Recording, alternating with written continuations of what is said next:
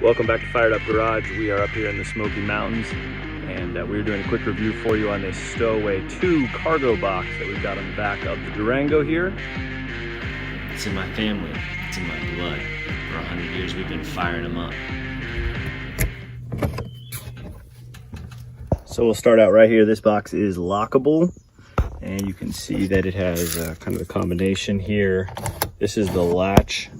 So the latch is this rod on both sides that actually latches into the top there.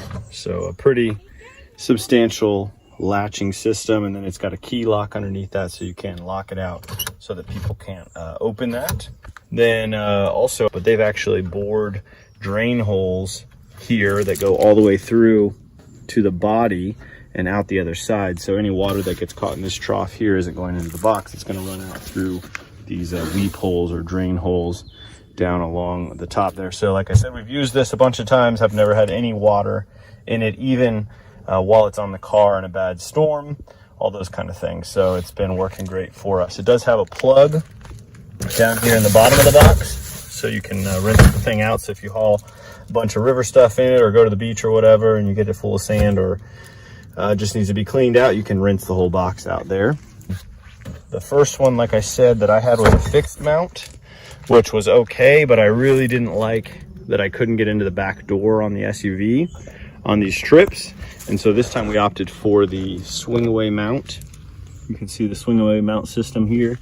It's pretty substantial. It goes underneath the box with this heavy, probably 2.5 inch steel bar underneath it here. And then you'll also see we have heat shields on this one. That's because we have dual exhaust on this Durango, and with rear exiting dual exhaust, they do recommend that you put on the heat shields to keep the heat from the exhaust from coming up and hitting the box. And then if you want to use the Swingaway feature on it, it's really easy.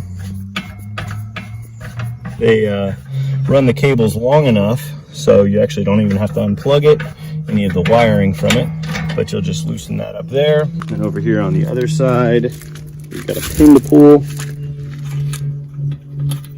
So we unscrewed this, and then we pulled the safety pin out on the other side. Then the actual latch is here. So you're gonna pull up on this lever here, and then the whole thing swings away. Swings away really easy. I'm doing that with a couple fingers. And then you'll be able to see we can actually open the rear hatch on the Durango here. This is, I think, about a $200 or maybe $150 upcharge, but it is well worth it. If you have a SUV or anything that you can use the back doors on, a van, anything like that, you're going to want the Swingaway feature. Another feature of this box is that it actually has the lights right on the back of the box. That's because this is a really large box, and so it will cover up your tail lights. It also has a license plate light on it as well. Also, you will mount your license plate on the box itself, because your license plate on your vehicle will be covered at that point. And to latch it, you're just going to pull it back this way. And all you do is just press it back into that latching system. Then you're going to tighten this bolt here, and then drop the pin in from the other side. So real easy to swing it out. You can do it in probably 30 seconds or less. Makes it really nice to get into that back door as well. It does have handles here on the side of the box so you can carry it. We actually made a cart for this one because, as you can see, it's kind of a large box, so we store it in one of our sheds. We made a cart for it so that we can set the whole thing on a cart and just roll it around in the driveway and back to the place where we store it.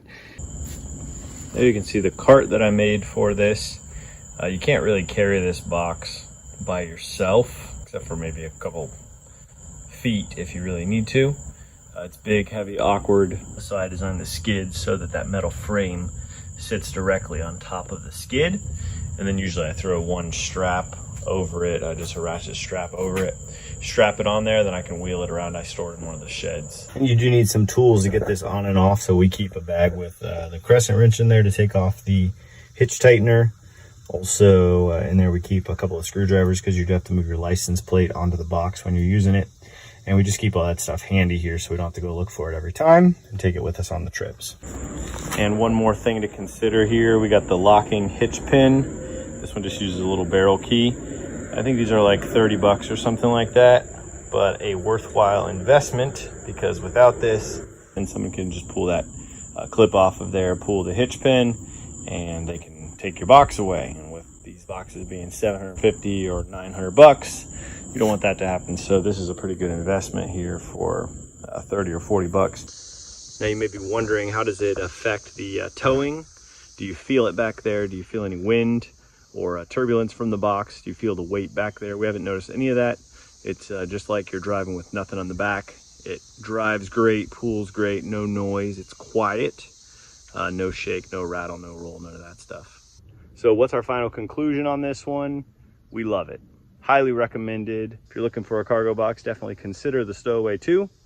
We love this one, and I think you'll love it as well. Keep firing them up.